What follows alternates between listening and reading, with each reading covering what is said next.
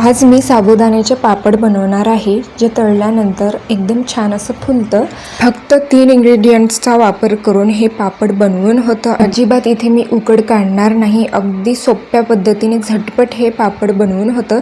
चला तर मग रेसिपीला सुरुवात करूया। तर इथे मी 2 कप भिजलेला साबुदाणा घेतलेला आहे। 1 कपभर साबुदाणा हे रात्रभर पाण्यामध्ये भिजत ठेवले होते आणि साबुदाणा भिजून चांगलंसं फुललेलं आहे। यामध्ये अर्धा चमचा जिरे घालूयात, चवीनुसार यामध्ये मीठ घालायचं आहे आणि व्यवस्थितरित्या आपण हे चांगलंसं मिक्स करून घेऊयात। तर इथे हे सर्व चांगलंसं मिसळून घेतलेले आहे। तर आता आपण पापड बनवूयात। तर इथे मी पापड बनवण्यासाठी काही डब्यांची टोपणं घेतलेली आहेत, स्टीलच्या वाट्या घेतलं तरीही चालेल। आता या टोपणांना तेल लावून घेऊयात, म्हणजे यामधलं पापड सहजरित्या निघतील।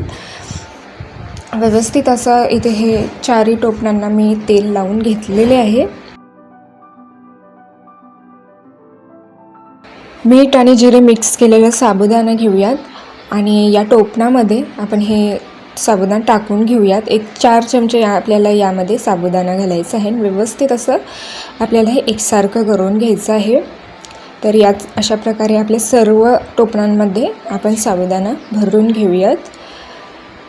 साबुदाण्याचं एकच लेयर लावायचं आहे। टोपणं किंवा वाट्या वापरण्याऐवजी इडलीचं जे भांडं असतं त्यामध्ये हे पापड बनवलं तर हे अगदी सहजरित्या पापड होतात। आता आपण याचे पापड वाफवून घेऊयात।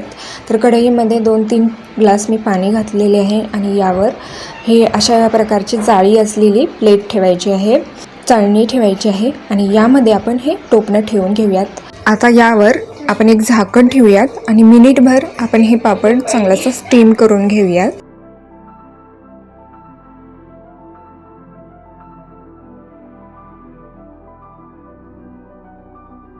तर इथे 1 मिनिट झालेले आहेत।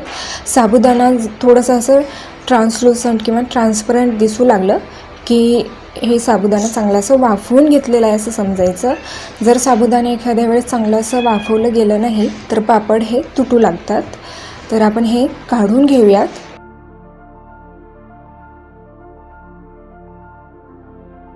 एकदम चिल्ड पाणी, फ्रीजमधलं पाणी घेतले आहे आणि यामध्ये आपण हे टोपणं काढून ठेवूयात, म्हणजे हे पापड एकदम पूर्णपणे थंड होतात आणि टोपणातून सहजरित्या हे पापड निघतात।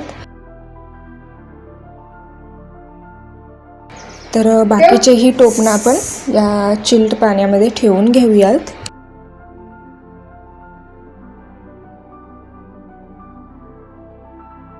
एकदा हे पापडचं भांडं पूर्णपणे थंड झालं की अगदी सहजरित्या यातलं पापड बाहेर निघतं। तर पापड आता आपण कडकडीत उन्हामध्ये आपण हे पापड वाळण्यासाठी टाकूयात। वाळवण्यासाठी जास्त वेळही लागत नाही, 1 दिवसामध्ये हे पापड वाळून जातं। तर याच प्रकारे आपण सर्व पापड इथे मी वाळवण्यासाठी घातलेले आहे। पापडचा वरचा भाग थोडंसं वाळल्यासारखं कडक झालं की पापडला पलटवून पापडची दुसरी बाजू ही चांगली अशी वाळवून घ्यायची आहे। अगदी कडकडीत उन्हामध्ये वाळवून हे पापड अगदी कडकडीत असं व्हायला पाहिजे। तर इथे हे पापड चांगले असे वाळले गेलेले आहेत, एकदम कडक असं हे पापड झालेलं आहे। पापड वाळण्यासाठी 1 दिवस लागलेला आहे आणि पापड चांगले असे वाळले गेलेले आहेत।